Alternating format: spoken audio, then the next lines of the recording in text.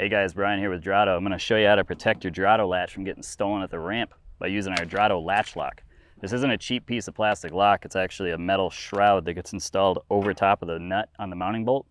And then with a padlock and this spacer, it'll protect anybody from being able to access that nut and walking away with your latch. So I'll show you how easy it is to get installed. So we just need a 3/4 inch wrench here. We'll back the nut off the mounting bolt and take this shroud, set it on the bolt, reinstall that nut back on the bolt, and then we take this metal spacer here and rest that right between the bolt and where we're going to install this padlock. So the padlock you're going to want is a master lock, 3D LH. This is a long shank, so it's got enough room here to fit inside these holes on the lock.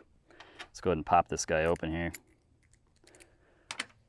All we do, slide that right through each of the holes, click it into place, and now using any kind of wrench, nobody's getting in there to take your lock off. So keeps it protected, pretty simple. You buy these drottoproducts.com.